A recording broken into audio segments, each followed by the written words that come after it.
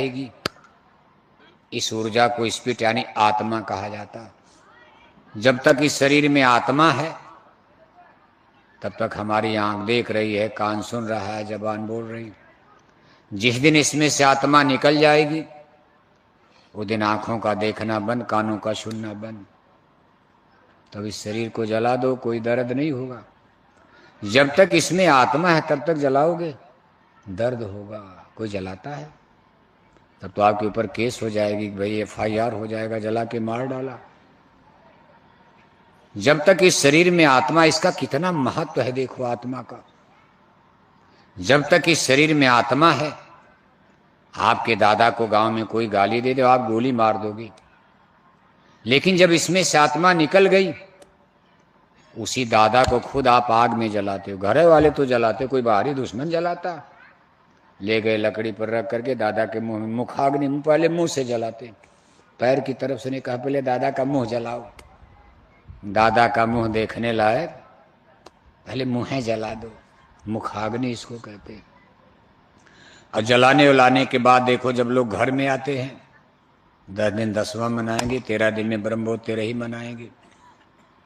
और पूरे गांव जवार को नोटिस और सूचना लिखकर, आज भी अपने हिंदू समाज में एक परंपरा है, चिट्ठी में क्या लिखा जाता है, 13 में आप अपने रिश्तेदार गांव वालों को क्या सूचना भेजते हो कि मेरे पूजनी दादाजी का क्या हो गया, क्या हो गया, क्या हो गया। यानी दादा खत्म नहीं है, ट्रांसफर हो गया। भदोही से निकलकर कहां चले गए, कहां चले गए, स्वर्ग चले गए। उनका आवास, उनका घर मकान स्वर्ग में बन गया, डेरा। तब तक दादी मर गई। उनके लिए भी चिट्ठी क्या लिखते हो, स्वर्ग नरकवास ना। दादी के लिए भी क्या चिट्ठी लिख दिया, स्वर्गवास। तब तक पिताजी मर गए, उनके लिए भी नोटिस जारी कर दिया, क्या हो गया, स्वर्गवास। तब तक माता जी मर गई, उनके लिए भी सूचना जारी कर दिया, उनका भी क्या हो गया। पूरे भदोही जिले का क्या हो गया, पूरे उत्तर प्रदेश का क्या हो गया, पूरे इंडिया, हिंदुस्तान, भारतवर्ष का क्या हो गया, सब स्वर्ग। तब तो भगवान का नरक खाली पड़ा होगा। इसमें देखो एक चीज, सबसे बड़ी चीज तो ये प्रमाण दे रही है कि साइंस और विज्ञान पढ़, भले आप आत्मा ना मानो लेकिन 13 मनाते समय यही तो कहते हो आप कि भाई हमारे दादाजी का, यानी दादा अभी मौजूद हैं। शरीर जला, पिजड़ा जला, लेकिन चिड़िया उड़ गई। जैसे पेड़ की डाल पर चिड़िया बैठी, पेड़ गिर गया, चिड़िया उड़कर दूसरे पेड़ पर। यानी दादा हैं, उनका शरीर अलग हो गया, आत्मा अलग, आत्मा मौजूद है। और हिंदू धर्म की मान्यता के अनुसार स्पिरिट, आत्मा मरने के बाद कहां पहुंच गई, स्वर्ग पहुंच गई। दादा 2 कुंतल मछली खाकर मर गए, कहां पहुंच गए, कहां पहुंच गए, स्वर्ग चले गए। दादा शराब पीते पीते मर गए, कहां पहुंच गए। दादा ने भदोही में इतनी गलती किया कि पुलिस ने गोली मार दिया। भदोही की अदालत ने भी उनका काउंटर करवा दिया, गोली मरवा दिया। उनकी भी 13 में चिट्ठी जारी कर दिया, उनका भी क्या हो गया, ये भी स्वर्ग, ये भी स्वर्ग, ये भी स्वर्ग। बस यही बात खटक रही है। सब स्वर्ग चले गए, तब पूजा पाठ धर्म कर्म तो बहुत सरल रास्ता है। कुछ मत करो, 13 मनाओ, 1000-2000 को लड्डू पूड़ी खिलाओ, बस चिट्ठी लिख दो, नोटिस जारी कर दो, हमारे भी दादा का क्या हो गया। क्या स्वर्ग वैकुंठ का टिकट आप ही बांटा करते हो, टिकट वीजा। तब तो सब लोग ऋषि मुनि बेवकूफ थे जो जंगल में तपस्या किए। महात्मा बुद्ध अपना किला महल छोड़कर जंगल क्यों गए। चित्तौड़ की महारानी मीरा ने पग बांधे घुघरू नाची मीरा। चित्तौड़ का सारा वैभव छोड़ करके जंगल जंगल भटकना पड़ा। लेकिन हम लोगों ने इतना सरल रास्ता निकाल लिया, कहा कुछ पूजा पाठ और करने के बस 13 मना लेना, और 13 के 2 दिन पहले से हल्ला मचा देना, हमारे दादाजी का क्या हो गया, खाओ लड्डू पूड़ी खूब जम करके। ऐसे नहीं होता, फर्जी टिकट बनाओगे पकड़ लिए जाओगे। जैसे आप अपने घर से टिकट तो कागज पर ही बनता है ना। आपको ट्रेन में जाना है, अपने घर से ही टिकट बना लिया फर्जी मोहर वहर लगा के, और जब बैठोगे टीटी पकड़ेगा तब क्या होगा, जेल में डाल देगा। तो ये टिकट तो आपका फर्जी है, किसकी दस्तखत कर दिया? टिकट तो स्टेशन मास्टर ने बनाएगा। स्टेशन पर जाओ, वहां सरकार ने स्टेशन मास्टर को बैठाया। जब स्टेशन मास्टर अपनी दस्तखत करेगा, अपनी मोहर लगा कर देगा, तब वो टिकट मान्य है। और ट्रेन में बैठोगे, टीटी आएगा, कुछ नहीं बोलेगा, कहेगा चले जाओ। यानी टिकट बनाने के उसके अलग अलग अधिकारी कर्मचारी होते हैं। ऐसे स्वर्ग और वैकुंठ का टिकट, मोक्ष और मुक्ति का वीजा, पासपोर्ट हमको आपको बनाने का कोई अधिकार नहीं। जाके भदोई मशीन से छपा लिया, बस तुरंत मशीन पर छपा देगा। 1000 कार्ड छापो, लिख दो हमारे पूजनीय दादाजी का क्या हो गया। ये क्या उड़ रहा बाबू साहब, जरा इसको हटाइए, ये फुलना हटाइए भाई मौर्य जी। कहाँ से ले आए रेडीमेड? बस मशीन से छपा के सबको बांट दिया। ये फर्जी टिकट है। स्वर्ग और वैकुंठ जाने का टिकट, वीजा, पासपोर्ट ईश्वर भगवान की तरफ से। ये टिकट जो लोग बनाते हैं मृत्यु लोक में, केवल एक पुरुष को अधिकार, उनको संत कहा जाता है। क्या कहा जाता है? क्या कहा जाता है? संत, सदगुरु संत। जब तक संत मिले ना पूरे, पड़े रहोगे अघ में, खोजरी पिया को निज घट में। केवल संतों को अधिकार दिया गया। इसीलिए रामायण क्या कह रही? गुरबिन भवनि तरय न कोई, जो बिरंच संकर्षम हुई। करण धार सतगुर देह नावा, दुर्लभ साज सुलभ कर पावा। सतगुर बिना न कोई बाँचे, नाम बिना 84 नाचे। आप कहोगे महाराज अगर गंगा मैया दस्तखत कर दें तब?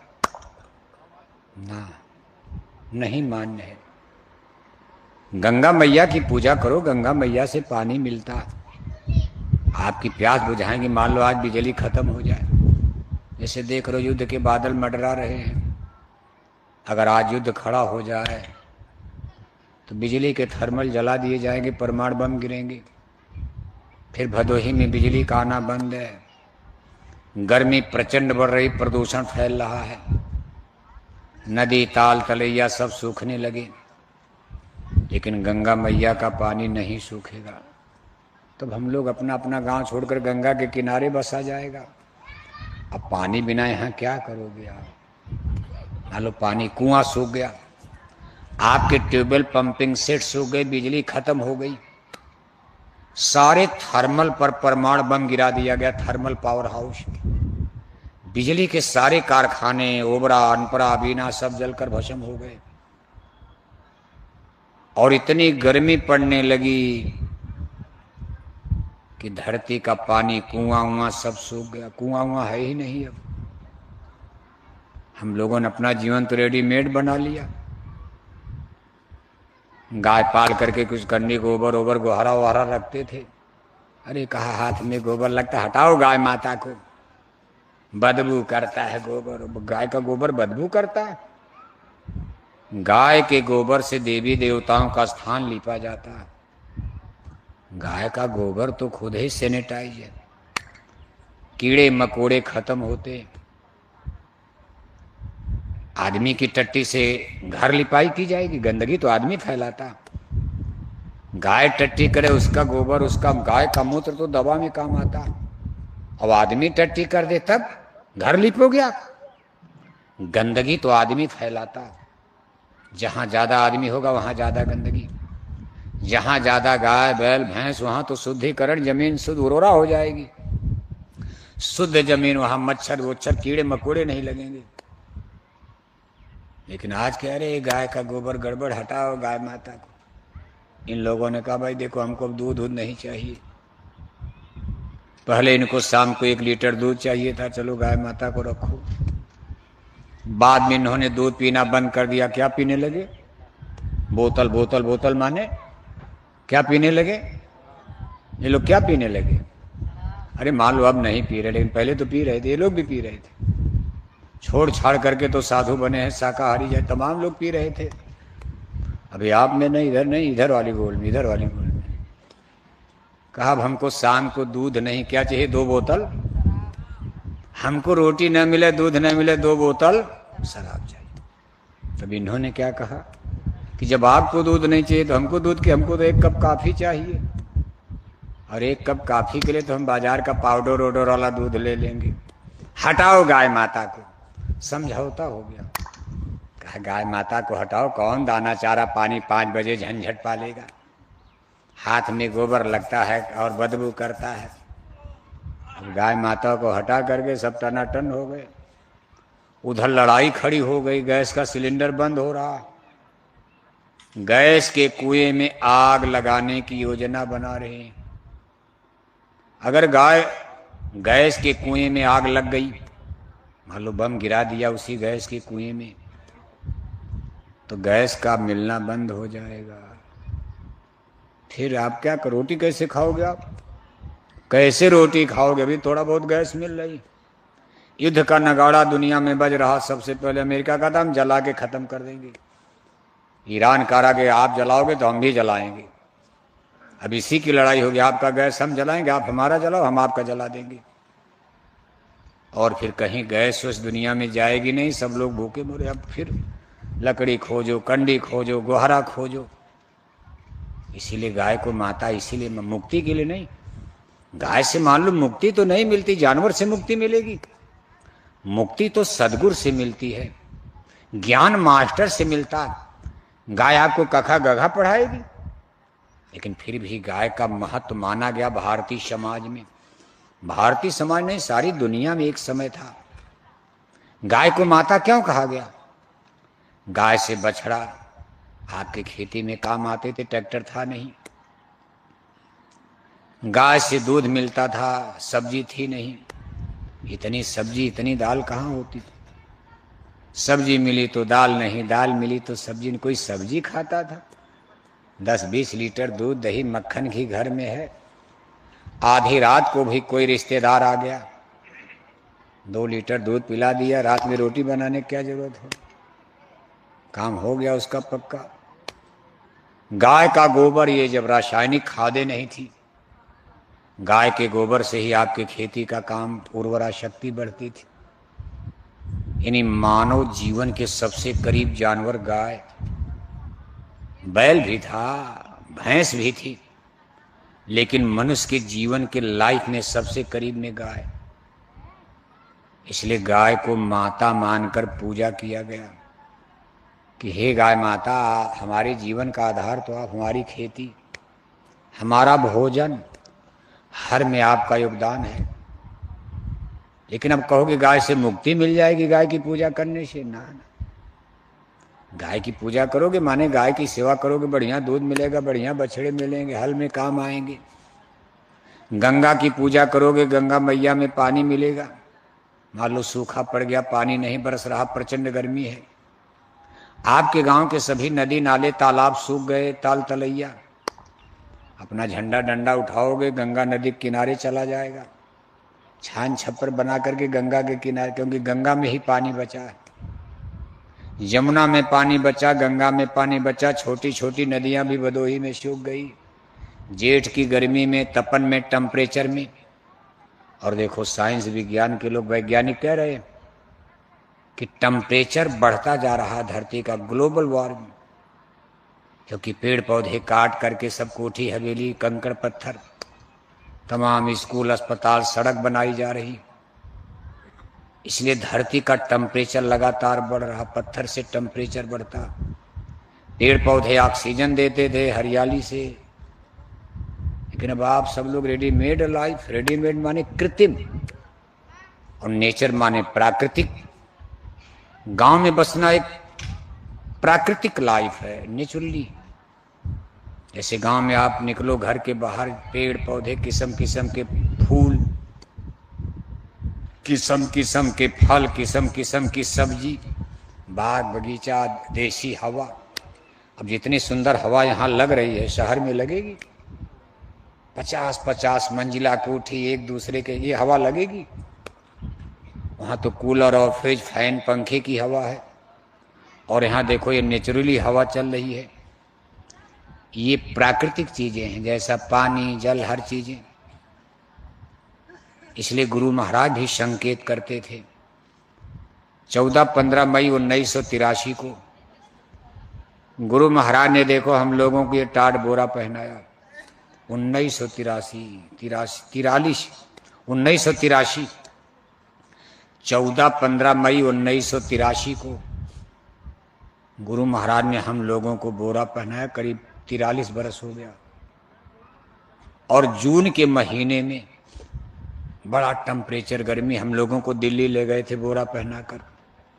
लाखों लाख की संख्या में लोग, टाट बोरे का सम्मेलन हुआ था दिल्ली में।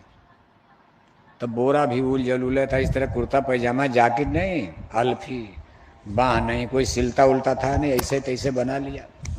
बिल्कुल हम लोग तब जोकरे लगते थे टाट वाले। उस देखकर गांव वाले हंसते थे, गांव के कुत्ते भी भूखते थे देखकर, ये कौन साधु लोग आ गए। मान लो और साधु लोगों को जैसे जोगी वोगी लोग आते गिरुआ नीला, कुत्ते उनको जान गए थे। और हम लोग बोरा पहन के जब गांव में पहली बार गए तो कुत्ते भूखने, हम अपना ही कुत्ता भूखने लगा कि कौन साधु बाबा आ गए, बोरा में कौन आ गया। 2-4-10 दिन के बाद कुत्तों ने हम लोगों को भी पहचान लिया। अरे भाई ये तो वही आदमी, बस ये ऐसा इनका कपड़ा है।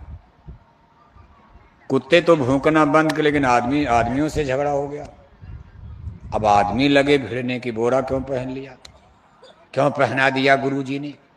अपने तो ये पहनते हैं, धोती पहनते, आप लोगों को बोरा पहना दिए, धर्म का नाम। अब तमाम रगड़ा झगड़ा, 1-2 झगड़ा, और झगड़ा आज तक चल रहा, अभी खत्म नहीं हो रहा। धर्म युद्ध है। झगड़ा कोई जमीन जायदाद का थोड़ा न, कोई हम लोगों ने किसी का कर्जा खाया है, लेकिन झगड़ा धर्म युद्ध चल रहा। कोई कहता भाई गुरुजी की बात से, अब तो खैर कुछ लोग कहते हैं कि गुरुजी को हम लोग समझ नहीं पाए, रास्ता तो यही सही है, शाकाहारी धर्म ही सही है। लेकिन हम क्या करें, मजबूर, हम शराब छोड़ नहीं सकते। लेकिन वो भी कहते हैं भाई रास्ता यही सही है।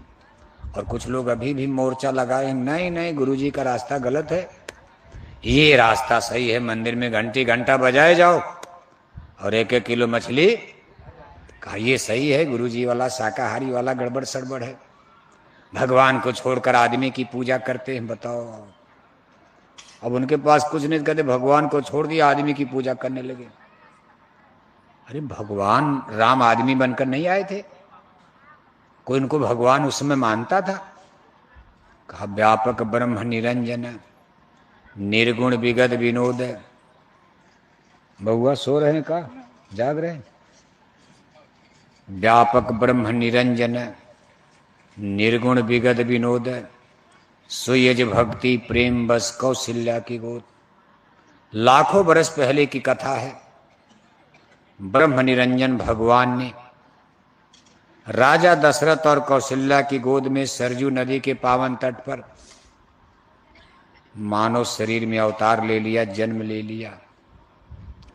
कोई जानता था कि ये भगवान है? अगर लोग भगवान जानते तो जंगल भेजते उनको। गद्दी के लालच में आकर के कैकेयी माता, देखो माता जिनका वो सम्मान करते थे, कैकेयी को भगवान राम बहुत मानते थे, अपनी माता कौशल्या से भी बढ़कर मानते थे। लेकिन समय देखो लोभ, कैकेयी ने ही उनको अपने पुत्र के मोह में पड़ करके वनवास का आर्डर जारी करवा दिया। और भगवान राम भी देखो अयोध्या का राज छोड़कर चल दिए। लड़ जाते तो जीत जाते राम, कौन उनके सामने टिकता। सारी जनता उनके पक्ष में थी। इसी को भगवान कहा जाता। अयोध्या का राजपाट छोड़ करके जंगल की तरह एक चचेरी माता के कहने पर आज आप नेताओं से कहते रहो महाराज अब की चुनाव मत लड़ो, दूसरे को कोई मानेगा? मानेगा कोई? अरे कहेंगे मैं मरते दम तक लड़ूंगा भदोही में चुनाव, मेरे मरने के बाद मेरे बेटे बहू लड़ेंगे, दूसरे का नंबर नहीं लगने दूंगा। लेकिन भगवान राम देखो, एक चचेरी माता ने कह दिया जंगल चल दिए। उसी को भगवान कहा जाता। लेकिन ये चीज तो बाद में पता चला लोगों की भगवान, लेकिन शुरू में कोई जानता था।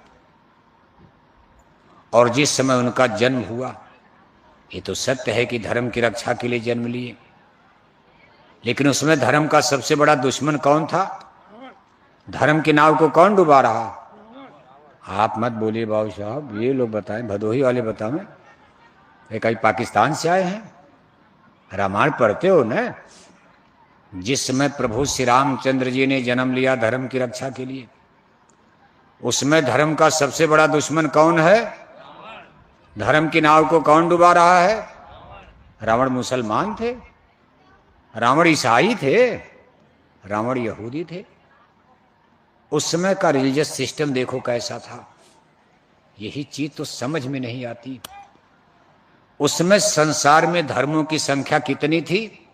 इधर देखो हमारी तरफ, धर्मों की संख्या कितनी थी? पढ़ लो नहीं तो नेता लोग भदोही में धर्म के नाम पर मरवा ही डालेंगे आप लोगों को, मरवा देंगे नेता लोग धर्म जाति के नाम पर। कुछ नहीं मिलेगा उनको, तो गद्दी कुर्सी मिल जाएगी, आप राम नाम सत्य हो जाओ।